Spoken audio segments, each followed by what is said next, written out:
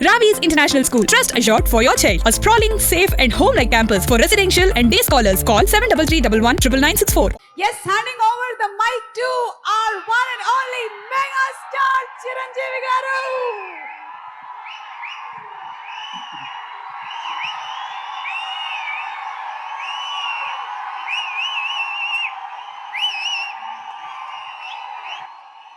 Thank you.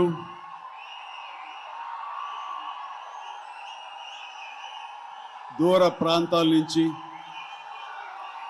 ఇక్కడ ఈ city నుంచి, చుట్టుపక్కల నుంచి, రెండు రాష్ట్రాల్లోనే కాకుండా ఇతర రాష్ట్రాల నుంచి కూడా వచ్చేటువంటి ప్రతి ఒక్కరికి, మా మెగా ఫ్యాన్స్ అందరికీ హృదయపూర్వక నమస్కారం.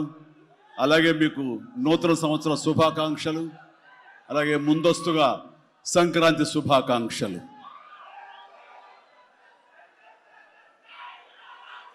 ఇక్కడ నా మిత్రుడు, సోదర సమానుడు, అత్యంత ఆప్తుడు వెంకీ, ఆయనతో చేయటం అన్నది నాకు చాలా ఎక్సైటింగ్ ఉంది. దాని గురించి తర్వాత మాట్లాడతాను. ముందుగా ఏంది వెంకీ సంగతి అంటే అదిరిపోద్ది సంక్రాంతి అని. ఏంది బాసు సంగతి అంటే మనదే కదా సంక్రాంతి అని, ఎరగదిద్దాం సంక్రాంతి అని అంటాం. ఇక్కడ ఈ సందర్భంగా ప్రత్యేకించి మనదే కదా సంక్రాంతి, ఎరగదిద్దాం సంక్రాంతి అనేది కేవలం మన శంకర వరప్రసాద్ గారిదే కాదు. ఈ సంక్రాంతి మొత్తం మన తెలుగు పరిశ్రమది అవ్వాలని మనస్ఫూర్తిగా కోరుకుంటున్నాను. అందరికీ డార్లింగ్, ఇందా మన అనిల్ చెప్పినా, ఎవరు చెప్పినా, ప్రభాస్ రాజా సాబ్ కానీ, అన్నయ్య అంటూ ఆప్యాయంగా పిలిచే నా తమ్ముడు రవితేజ సినిమా కానీ, అలాగే మా ఇంట్లో సరదాగా తిరుగుతూ చిన్నప్పటి నుంచి పెరిగినటువంటి శర్వానంద్, నారి నడుమ మురారి కానీ, నాకు గురువుగా నన్ను భావిస్తూ నా శిష్యుడిగా ఉన్న నవీన్ పోలిశెట్టి, వీళ్ళందరి సినిమాలు కూడాను ఈ సంక్రాంతికి సూపర్ హిట్ అవ్వాలని, తద్వారా వాళ్ళకి విజయం లభించడమే కాదు, తెలుగు సినిమా పరిశ్రమకు, నిర్మాతలకు, బయ్యర్లకి వీళ్ళందరూ కూడా సుభిక్షంగా ఉన్నప్పుడే అదే నిజమైన సంక్రాంతి. ఆ సంక్రాంతి కావాలని కోరుకుంటున్నాం, జరుగుతుందని ఆశాభావన వ్యక్తం చేస్తారు. అది మీరు ఇచ్చి తీరుతారన్నటువంటి ప్రగాఢ నమ్మకం అయితే నాకు ఉన్నది. ఈ 2026 సంక్రాంతి తెలుగు పరిశ్రమ మర్చిపోకూడదు.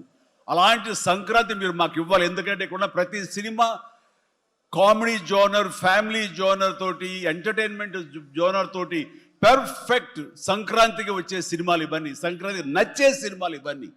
కాబట్టి ఈ సంక్రాంతి అన్ని సినిమాలు బాగా ఆడతాయి అనుకుంటున్నాను. ఆడేలా చేసే బాధ్యత మీది. దయచేసి అన్న సినిమాల్ని థియేటర్కి వెళ్ళే చూడండి, థియేటర్లోనే ఆస్వాదించండి, అలాగే మీరు ఆశీర్వదించండి కూడా.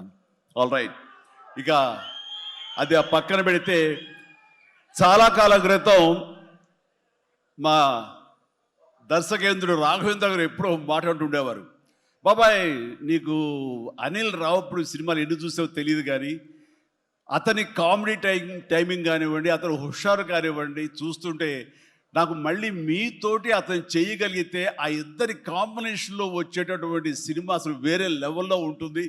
ఐ విష్ మీరు త్వరగా చేయాలని, కలవాలని నేను కోరుకుంటున్నాను. అది ఎప్పుడు వస్తుందో ఏంటో తెలియదు. ఎన్నో సంవత్సరాల క్రితం అన్నారు, కానీ సరిగ్గా ఈ సంవత్సరం బిగినింగ్లోనే ఆయన చేతుల మీదగానే క్లాప్ కొట్టి ఈ సినిమా ప్రారంభించారు.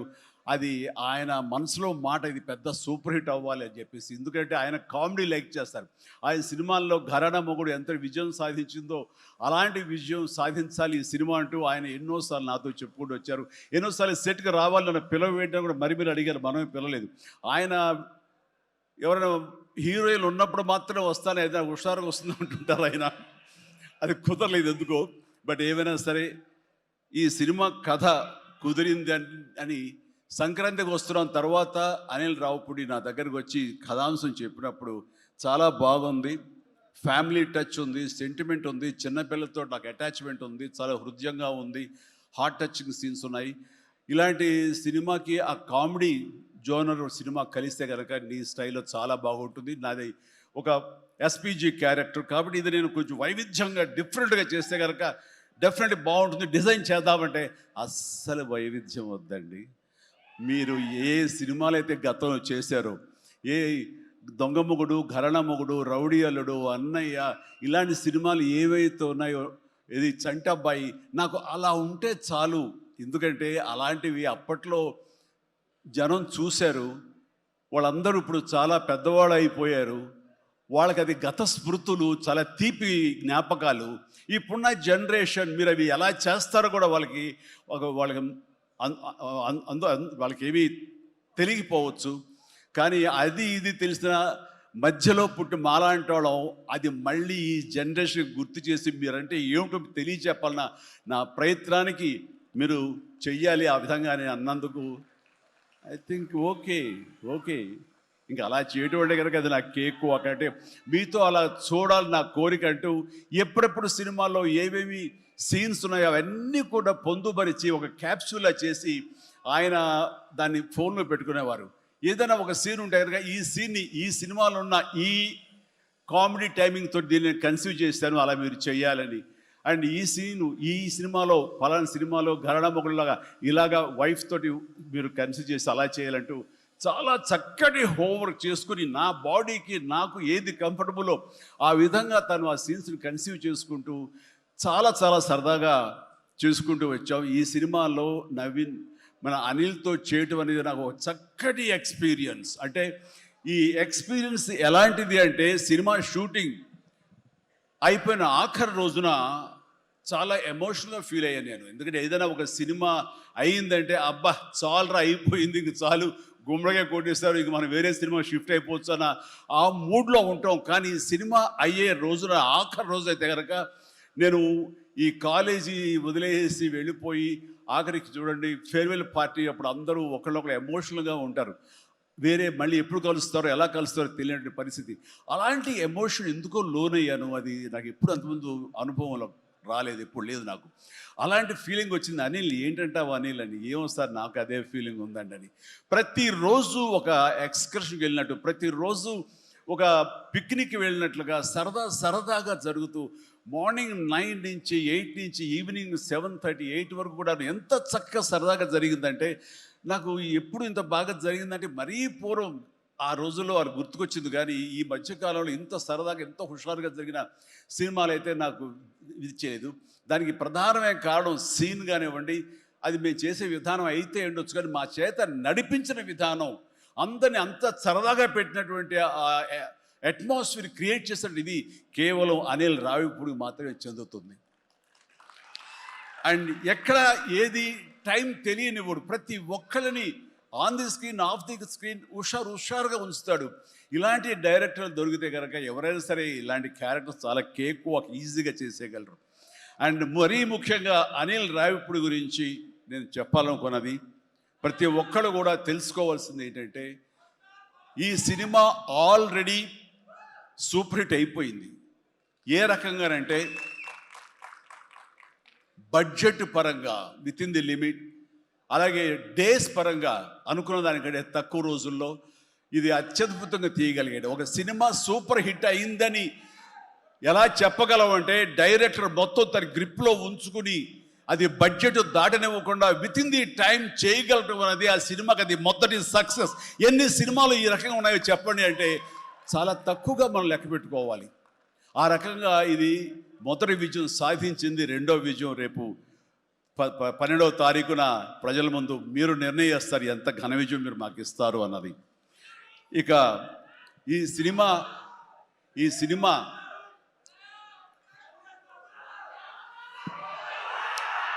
ఓకే, ఇక ఈ సినిమాలో నేను నెక్స్ట్ చెప్పుకోదగిన వ్యక్తి వెంకటేష్, నా బ్రదర్. ఎప్పుడు కలుసుకున్నా సరే చాలా సరదాగా మాట్లాడుకుంటాం. ముఖ్యంగా ఇప్పుడు మీ ముందు తమాషాగా కామెడీగా హుషారుగా మాట్లాడినా సరే అతనితో 1-to-1 కూర్చుంటే చాలా ఫిలసాఫికల్గా ఇన్ డెప్త్ ఇంతటి డెప్త్ వ్యక్త వెంకటేష్. అందుకైనా ప్రతి ఒక్కరు ఎంత పాజిటివ్ మనిషి, పాజిటివ్ వైబ్స్ ఉంటాయి ఆ మనిషి చుట్టూరు అంటుంటారు. నిజంగా అతనితో టైం తెలియదు మనకి. ఎంతో తన ఏజ్కి మించినటువంటి విషయాలు తెలియజేస్తూ జీవితం యొక్క పరమావధి ఏంటి, జీవితం ఎలా ఉండాలి, ఎంత పీస్ఫుల్గా ఉండాలి చెబుతుంటే కనుక నాకు మోడర్న్ డ్రెస్ వేసుకున్న చిన్న సైజు గురువులాగా అనిపిస్తుంటాడు వెంకటేష్. నిజం. సో అలాగా సినిమా జీవితాన్ని, తన వ్యక్తిగత జీవితాన్ని రెండు బ్యాలెన్స్ చేసుకుంటూ చాలా చక్కగా ముందుకు సాగుతూ ఎంతో ఇన్స్పైర్గా ఉంటుంది వెంకటేష్. ఇక ఈ సినిమాకి వచ్చేసరికి ఎలా కుదిరింది, ఇందాక అనిల్ రావు ఇప్పుడు చెప్పాడు, ఆ హింట్ ఇచ్చింది మీ ఇద్దరం కలిపి చేసేలాగా ఏదైనా ఒక ఎపిసోడ్ క్రియేట్ చేసి అక్కడ వినియోగించుకుందాం, మా ఇద్దరు కాంబినేషన్ సినిమాకు ఉపయోగపడే విధంగా సినిమాలో అంతర్భాగంగా ఉండేలాగా అన్నందుకు అని చెప్పిన విషయం ఎలాగా ఇదేంటంటే, ఒక ఐదేళ్ల క్రితం అనుకుంటా మీ ఇద్దరం అమెరికా వెళ్ళాం, లాస్ ఏంజల్స్ వెళ్ళినప్పుడు అక్కడ మిత్రుడి ఇంట్లో కూర్చున్నప్పుడు అంత ఎదురు కూర్చొని పిచ్చాపాటి మాట్లాడుకుంటుండగా వాళ్ళు ఎవరు అబ్బా మీ ఇద్దరు చూస్తుంటే చాలా బాగుందండి, ఒక స్టిల్ తీసుకుంటాం అంటూ వాళ్ళు స్టిల్ తీయబోతుంటే అక్కడ తీయదు. చిరంజీవి కూర్చుంటారు, నేను నిలబడతాను అని చెప్పేసాడు. అదేంటి వెంకీ అలా కాదు, నేను నిలబడతాను అన్నాను. లేదు ఇది నా మైండ్ లోపల ఎప్పటి నుంచో మీరు అట్లా బాస్లో కూర్చుంటే కనుక కాలు మీద కాలు వేసుకుని నేను వెనకాల నిలబడి ఉంటాను. ఇది ఒక మంచి స్టోరీకి స్టిల్ లీడ్ అవ్వాలి అంటే మన హాలీవుడ్ గాడ్ ఫాదర్ చూసారా, మెర్లిన్ బ్రాండో అండ్ ఆల్ పచినో అలాంటి క్యారెక్టరైజేషన్స్. వెంకీ నువ్వు వెళ్ళి వాడు నరుకురా అంటే నువ్వు వెళ్ళి మ్యాసగా నరికి వచ్చేస్తారు. అంటే తనకి ఎప్పటి నుంచి ఉందో అలాంటి జోనర్ సినిమా చేయాలి, మా ఇద్దరు కాంబినేషన్లో చేయాలన్న కోరిక ఉందో ఆయన వ్యక్తపరిచేసరికి నేను చాలా ముచ్చట పడిపోయాను. అదేవిధంగా స్టిల్స్ కూడా మేము దిగాము, అది ఎవరు లీక్ చేస్తారో నేనైతే లీక్ చేయలేదు, అది బయటకు వెళ్ళిపోయింది ఆ స్టిల్స్. అండ్ అలాగా అది నా మైండ్లో పడేసరికి అప్పటి నుంచి ఈ అవకాశం ఈ సినిమాలో వస్తుంది. ఆల్రెడీ వెంకీతోటి తన మంచి సినిమా ఇచ్చాడు అనిల్ రావుపూడి, తను మాత్రమే ఇద్దరిని జస్టిఫై చేయగలడు, ఇద్దరికి న్యాయం చేయగలడు అనే ఉద్దేశంతో నేను తనకి హింట్ ఇచ్చినందుకు దాన్ని అత్యద్భుతంగా డిజైన్ చేశాడు. ఎలాగంటే ఇద్దరు దీంట్లో చెప్పలేవే లీక్ చేస్తాను భయంగా ఉంది, ఎందుకంటే ఇలా వదిలేస్తే మొత్తం స్టోరీ అంతా డైలాగ్ చెప్తాను నేను, అది బాగుండదు, మీకు అక్కడ థియేటర్లో చూసి ఎంజాయ్ చేయండి, అంత బాగుంది. అయితే వెంకితోటి నేను సినిమా షూటింగ్ చేస్తాను లేదు, ప్రతిరోజు ఇద్దరు పిచ్చిగా చేసావు, ఎంత ఎంజాయ్ చేసావంటే మీకు వీళ్ళు సినిమా యాక్టింగ్ చేసేట్టుండదు, ఇద్దరు కలిపి అల్లరి కుర్రవాళ్ళలాగా ఆ సెట్లో చేసావు, అదే క్యాప్చర్ చేశాడు, అది బాగా పండుతుంది. రేపు మీరు కూడా థియేటర్స్లో దాన్ని మీరు ఆస్వాదిస్తారు, డెఫినెట్గా ఎంజాయ్ చేస్తారు. And definitely I mean last phase వచ్చేసరికి సినిమా ఎక్కడికో లేచిపోతుందంటలో ఎలాంటి సందేహం లేదు. అండ్ ఆ రకంగా ఈ సినిమాకి తన వంతు పార్ట్గా, తన వంతు బాధ్యతగా తను ఒప్పుకున్నందుకు, మేము అడిగినందుకు తను ఒప్పుకున్నందుకు, ఈ సినిమాకి పూర్తి స్థాయి న్యాయం చేసి ఈ సినిమా మరో లెవెల్కి చేరుకోవడానికి దోహదపడిన వెంకటేష్కి మనస్ఫూర్తిగా సభాముఖంగా నా ధన్యవాదాలు చెప్తాను. ఏంది వెంకీ అంత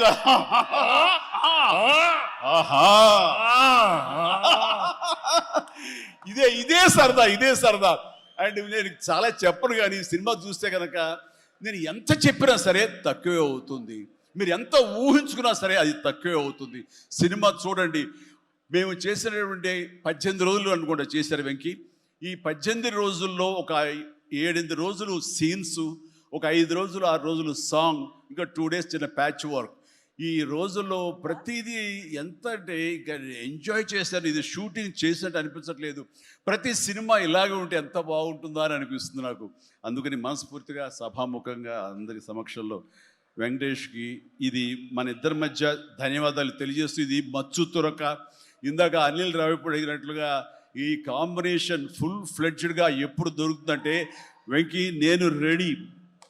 అండ్ అనిల్ రావిపూడి ఎవరో ఎందుకు, ఈ అవకాశం నువ్వే తీసుకుని ఖచ్చితంగా నువ్వు స్టోరీ రాసుకో. మీ ఇద్దరం ఇదే ప్రాణం పెట్టి, ఇదే హుషారు పెట్టి, ఇదే గిలిగిద్దలతో మీకు సినిమా చేసి పెడతాం. కానివ్వండి, ఎప్పుడు వస్తుందో తెలియదు. తర్వాత అలాగే నయనతార ఈ సినిమాలో ఏం చేశాడో, ఎలా ఒప్పించాడో కానీ మన అనిల్ రావిపూడి అంతకుముందు 2 సినిమాలు చేశాను, తెలుగు గాడ్ ఫాదర్ కానివ్వండి, లేకపోతే సైరా కానివ్వండి.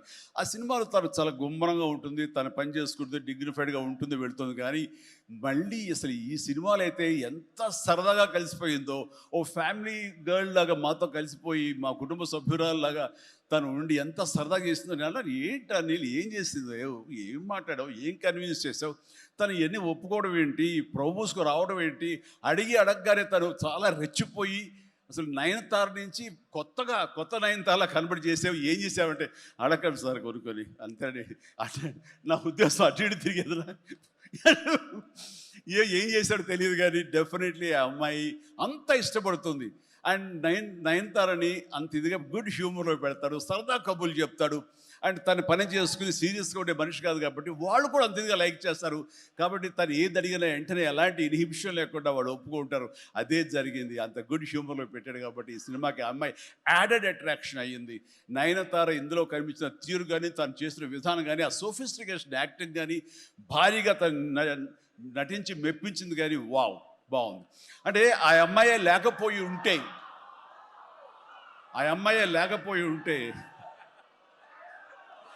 వావ్,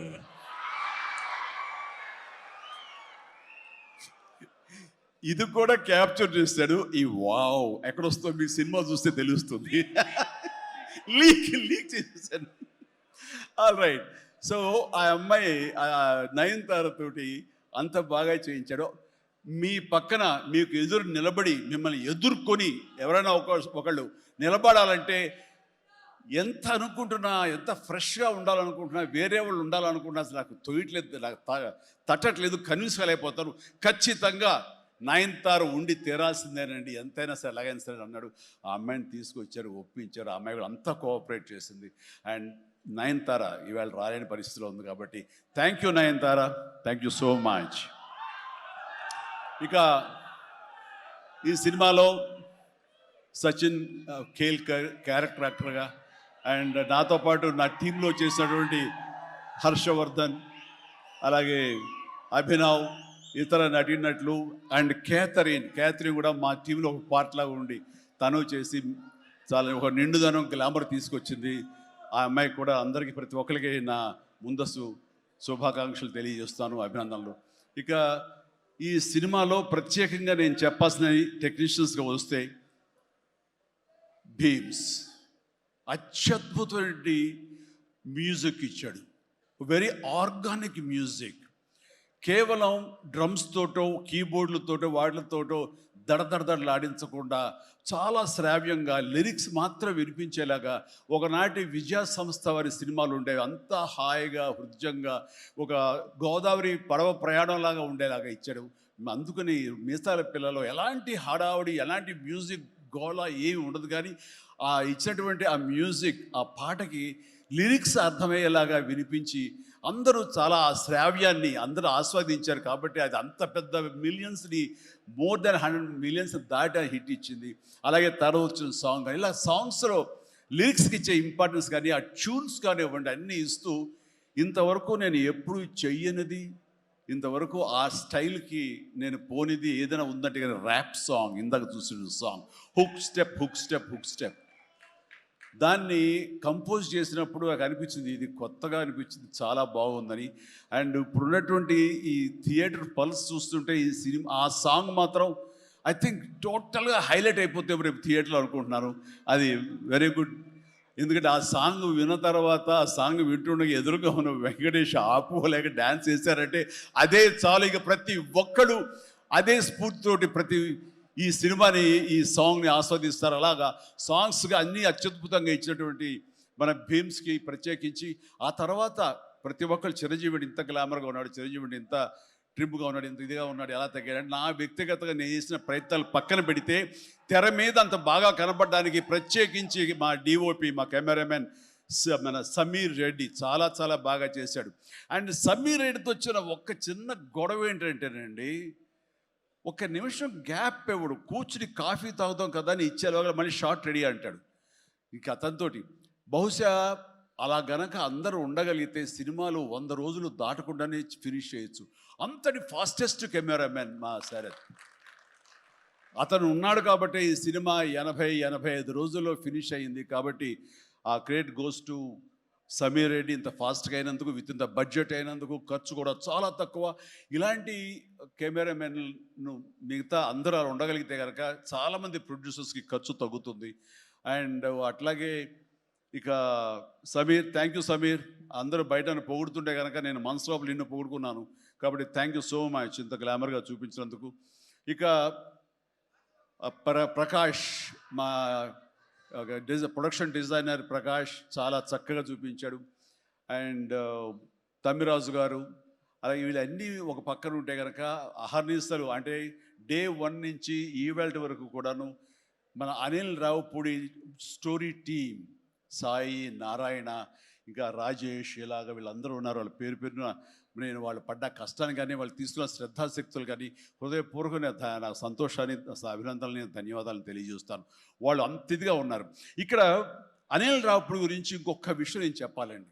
ఏంటంటే అందరం సినిమా తీస్తూ ప్రేమించాలి. సినిమాని ప్రేమిస్తేనే మన యొక్క ఎఫర్ట్స్ తోటే సినిమాని ఆద్యంతం చాలా అద్భుతంగా తీయగలం మనం.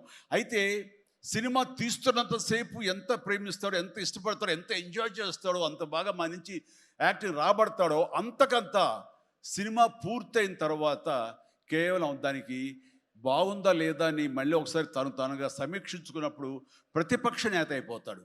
ఎదురు వెళ్ళిపోయి ఈ సినిమా ఎందుకు చూడాలి, ఈ సీన్ ఎందుకు వాళ్ళు ఎంజాయ్ చేయాలి, ఈ సీన్ ఎందుకు ఇంత ఇదైంది, ఇంత లెంగ్త్ అవసరమా అని దాని మీద దాన్ని ఏమాత్రం ప్రేమించకుండా చాలా కఠినంగా ఎక్కడ లెంగ్త్లు ఎక్కువైనా సరే అన్నీ కూడా తీసేసి దాన్ని క్రిస్ప్ చేయడానికి కానీ, ఆ సినిమా ఎంతవరకు అలరిస్తుందో అలరించేందుకు కానీ అన్ని రకాల ప్రయత్నాలు చేస్తాను. నాకు నచ్చింది అది. ఎందుకంటే నిన్న మొన్న వచ్చి ఒక మెయిన్ ఎపిసోడ్ ఏదో లేపేసావు, లేదు లేపేసావు అని అడిగాను. లేదు, అది కథకి అడ్డొస్తుంది, స్టోరీ నెరేషన్గా అడ్డుపడుతుంది కాబట్టి తీసేసారన్నాడు. అలా తీయాలంటే గట్స్ కావాలి. ఎంత కొంత అన్ని రోజులు ఎఫర్ట్ చేసాము, అది అవసరమా, అది వాళ్ళు తీసేసి ఏమనుకుంటారు, ఎలాంటి ఇది లేకుండా ఖచ్చితంగా నిష్కర్షగా దాన్ని తీసి అవతల పడేసాడు. దానివల్ల సినిమా పేస్ పెరిగిపోతుంది, సినిమా పరిగెడుతుంది, అండ్ ఎక్కడ ఆగట్లేదు, ఆలోచింప చేసుకునే విధంగా ఉండదు, ఎంజాయ్ చేయడం తప్ప. ఆ రకంగా సినిమా ఎంత ప్రేమించి చేస్తామో ఆ తర్వాత అది ఫైనల్ వెర్షన్ బిఫోర్ ఆడియన్స్ దగ్గర వెళ్ళేటప్పుడు మనమే దాన్ని క్రిటిసైజ్ లాగా, క్రిటిక్ లాగా దాన్ని మనమే ప్రతిపక్ష హోదాలో ఉండి దాన్ని అన్ని రకాలుగా ట్రిమ్ చేసుకోగలిగితే అన్ని సినిమాలు చాలా బాగుంటాయని అనుకుంటున్నాను. అండ్ ఈ సందర్భంగా ఇక ఏమి లేదు, last but not least producers Sahu Garapati చిన్నవాడైనా సరే చాలా గుంభరంగా ఉంటాడు. ఎంతసేపటికి ఆ వర్క్ మీద తన ఇన్పుట్స్ ఏమి ఇవ్వాలనే దాని మీద ఆ ప్రయత్నాలు చేసుకుంటూ చాలా క్వైట్గా ఉంటాడు. ఎక్కడ కూడా ఏ రోజు కూడా ఏంటిది, ఇది జాప్యం ఏంటి, లేట్ ఏంటి అనేది ఏమి లేకుండా అంత కంఫర్టబుల్గా మా అందరికీ ఏర్పాటు చేశారు. దానికి ఆయన ఎఫర్ట్స్ కానీ ఆయనకున్న ఆ లిటిల్ ఎక్స్పీరియన్స్లో తనకు ఉన్నదానికి దీనికి మనస్ఫూర్తిగా సాహు ప్రత్యేకించి నా హృదయపూర్వక ధన్యవాదాలు. మంచి ప్రొడ్యూసర్ని నాకు అందించినందుకు మీకు నా ధన్యవాదాలు తెలియజేస్తాను. అండ్ అలాగే ఇక నా బిడ్డ సుష్మిత, తను ఈ సినిమా నేను చెయ్యాలి, ఈ పరిశ్రమ రావాలి అనుకున్నప్పుడు ఈ పరిశ్రమ ఖచ్చితంగా ఆదరిస్తుంది అని అనుకున్నప్పుడు ఒకటి మీరు కష్టపడి పనిచేస్తే కనుక ఇక్కడ రిజల్ట్ బాగుంటుంది, ఇక్కడ ఖచ్చితంగా మీకు ఆదరణ లభిస్తుంది, మీరు సక్సెస్ అవుతారని చెప్పినప్పుడు కష్టం అనేది నేను చిన్నప్పుడు ఇంట్లో చూశాను. అలాంటి నేను కష్టపడడానికి ఏమాత్రం నెరవను, ఏమాత్రం బెదరను, ఖచ్చితంగా చేస్తానంటూ ఈ సినిమా తనతోటి చెయ్యమ్మా, ఇద్దరు కలిపి చాలా మంచి కాంబినేషన్ అవుతుంది అనుకున్నప్పుడు ఆ సాహు గారు తను బెస్ట్ కాంబినేషన్లో ఈ సినిమాని చేసి ఈ సినిమాలో ఒకసారి అయ్యో ఎందుకు ఇంత కష్టపడుతుంది, ఇంత కష్టం అవసరమా నాకు అనిపిస్తుంది తండ్రిగా. కానీ ఒక బిడ్డగా కేవలం ప్రొడ్యూసర్గా నేను మా నాన్నని, మా హీరోని నేను ఇంప్రెస్ చేయాలి, ఆయన ద బెస్ట్ నేను ఇవ్వాలి ఈ సినిమా అంటూ తను కూడా ఈ సినిమాలో ఒక మామూలు టెక్నీషియన్ లాగా, ఒక మామూలు ప్రొడ్యూసర్ లాగా తనంత కష్టపడి చేసింది. నేను ఒకటే సంతోషిస్తాను, తనకి అన్ని విధాలుగా అన్ని కంఫర్ట్స్ ఉన్నాయి, అన్ని రకాలుగాను తను ఈ సినిమాలు చేయాల్సిన అవసరం లేదు. తన ఫ్యామిలీని చూసుకుంటుంటే కనుక గడిచిపోతుంది ఈ జీవితం అంతా. కానీ అలా కాదు, నేనేదో సాధించాలి, నువ్వు సాధించి చూపించావు, లైఫ్లో ఎంతోమంది మార్గదర్శకంగా ఉన్నావు, అలాంటి నిన్ను ఆదర్శంగా తీసుకుని మేము ప్రూవ్ చేయాలి అనే దాంట్లో ఉంది. అండ్ అలా చేస్తూ ఈ రోజున ఈ సినిమా డెఫినెట్లీ హిట్ అవుతుంది. ఇలాంటి గర్వకారణమైన సినిమాని తండ్రిగా నాకు గిఫ్ట్ ఇచ్చినట్టుగా తను భావిస్తుంది. ఆ సంతోషం తను పొందుతున్నాను నాకు తెలుసు. అండ్ అలాగే కాకుండా ఈ రోజున ఈ పరిశ్రమలో నాకు చేదోడు వాదోడుగా ఉంటూ, నాకు భుజం కాస్తూ, అన్ని రకాలుగా నాకు అండదండలు అందిస్తూ, నాకు మరో బిడ్డ ఈ అనిపిస్తూ, అండ్ ఇంటికి పెద్దదైనందుకు ఆ పెద్దరికాన్ని తను సొంతం చేసుకుంటూ నాకు అన్ని విధాలుగా చేదోడు వాదోడుగా ఉంది. అది థ్యాంక్ యూ పాప. అందరి ముందు ఇటు పక్కన అమ్మా, ఇటు పక్కన ఉంది. ఇది రామ్ చరణ్తో పాటు నాకు మరొక బిడ్డ. అలాగే మా చిన్న పాప కూడా అక్కడ టీవీ చూస్తుంటేమో. థ్యాంక్ యూ నాన్న. ప్లీజ్ ఇదే రకంగా ఉండండి, ఇదే కష్టాన్ని నమ్ముకోండి. ఖచ్చితంగా భగవంతుడు మీకు ఆశీస్సులు అందజేసి ఇలాంటి విజన్ ఇస్తాడు. అండ్ మేము ఎంత ఇచ్చామన్నది కాదు పాప, మీరు ఎంత సాధించుకున్నారు అనేది నాకు మరింత గర్వంగా అనిపిస్తుంది. నువ్వు ఆ దిశగా వెళ్తావు. All the very best. ఆ తర్వాత ఇక్కడ చాలా దూరం నుంచి వచ్చారు. మీరందరూ కూడా చాలా జాగ్రత్తగా వెళ్ళండి. మీ తల్లిదండ్రులు అందరూ కూడాను మిమ్మల్ని చూసి ఆనందపడాలి. మీ యొక్క సుదీర్ఘమైన జీవితాన్ని చూసి వాళ్ళు ముచ్చటపడాలి. అండ్ ప్రతి వాళ్ళు ఏదైనా సాధించాలనే ఒక దీంతో ఉండాలి. కాబట్టి నాకు తెలుసు నా అభిమానులు ఎప్పుడు కూడా నన్ను ఇన్స్పిరేషన్గా తీసుకుని మీరు అభివృద్ధిలోకి వస్తారని తెలుసు. And thank you. ఇదే అభిమానం, ప్రేమ మీరు నా మీద ఎప్పుడు చూపించాలి. Thank you so much. I love you all.